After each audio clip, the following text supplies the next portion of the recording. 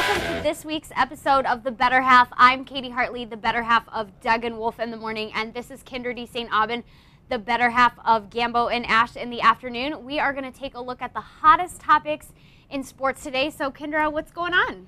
Well, speaking of hot, we're going to talk about the All-Star game, and I only say that because, again, it's like over 100 degrees with 45% humidity today. So as we discussed last week about kind of the roof being open, but we're going to talk about the home run derby and the whole situation with how baseball is picking a captain basically for the National League and the American League and letting them decide who is going to participate in the home run derby. And I personally was really disappointed. I mean, I think Justin Upton or Willie Maupin should get a shot, not just because, first of all, they can hit home runs, and that's all people care about when they go to this thing.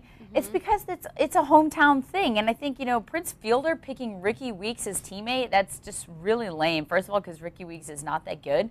And secondly, I think the hometown team, baseball has to step in and kind of say, hey, this is an attendance thing. It is about the fans. We are local here. I think that we should kind of get an automatic in there. You should get an Upton or a Pena or whatever city you're in next. You should get somebody. And I think that you have a good point as far as talent goes, Kyndra, but I'm okay with there not being any hometown guys in there. If you haven't earned it, then I don't think that you should belong there. And if your coworkers, per se, in the MLB don't think that you belong there, well then, too bad. Get more home runs. Get more talent. I mean, I don't think that there's anything wrong with that. I personally think maybe Prince, he made that selection after the Diamondbacks had come from behind and beat him, so maybe he was a little bit bitter about the losing because it happened to be when the Diamondbacks and the Brewers were playing each other at that exact time. And I get him wanting to kind of go for his buddy, his friend. I mean, Ricky Weeks doesn't get recognized for anything else, so he throws him in the – but it's going to be lame when he shows up and he can't hit any home runs. Well, same with Matt Holliday. I mean, I think it's going to be the same thing. You pick guys that –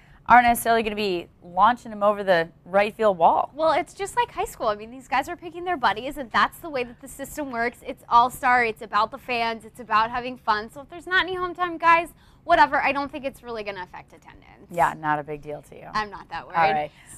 So let's move on to our next topic of the day. Darnell Dockett adopting a pet alligator this week. There's a picture of it. It's like the size of him. That's not a small alligator. No. I mean, there are some that are like pets and they really grow up to just sort of be giant lizards, and that's like a real alligator that's only going to get bigger. And I was even talking to Bertrand Barry about this, who also happened to see the picture of Dockett's alligator, and he was like, you don't even know what to say anymore because, first of all, it's Dockett. You never. Right. I mean, I'm just glad he's not naked. That was my first thought. If he was naked holding the alligator, then I'd be worried. I'm a little worried, but you know what? I actually don't think he even adopted this alligator. I think it's just kind of a ploy. He was in some park in Florida looking at alligators, whatever. Rumor has it that he paid like $225 for this thing. That's it?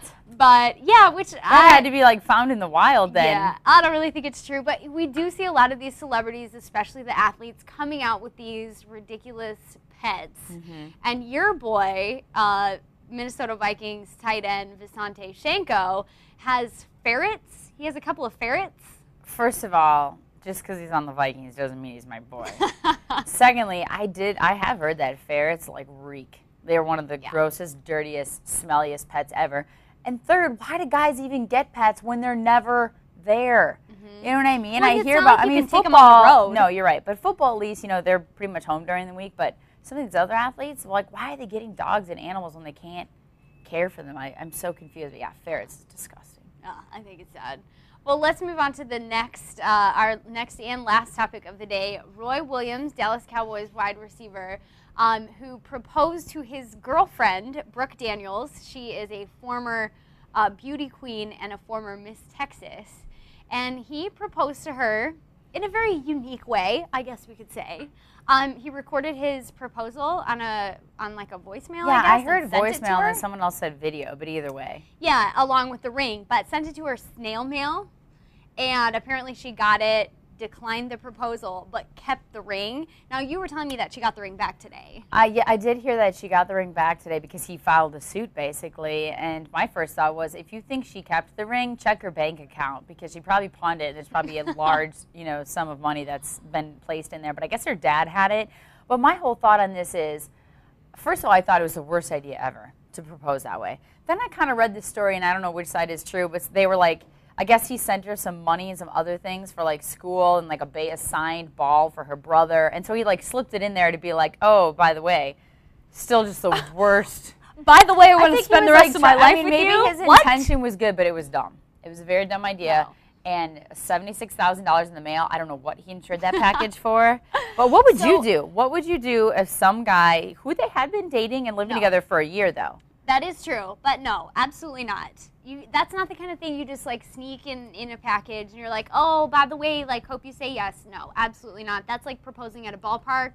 It should just never happen. Oh gosh, I hate watching those things on It the should never Jumbotron. It's happen. awful. But my last thought on that was apparently he said to her, according to the story, according to her dad, which now we don't know who's telling the truth here, that he was like, keep the ring because I know you'll come back to me. Like that is apparently what he said to her. Hence why she kept the ring. 6 weeks later, she hadn't come back, and then he decided he wanted As soon as you get 4 more catches in a season, or more than 4 catches in a season, Roy Yeah. Williams, then maybe you can think about Not that. shocking that an athlete has an ego. That doesn't. And no offense, if any athletes happen to actually watch our webisode, no offense to you. There are some really great ones out there, but also some. And Bertram Berry, I sat next to him yesterday, probably one of the greatest out there, nicest guys ever. So we're not lumping you all together. Anyways, that does it for this week's webisode of The Better Half. Again, you can follow me on Twitter at Kyndra620, or you can follow Katy also on Twitter at FunKaty620. So we'll see you next week and catch up then.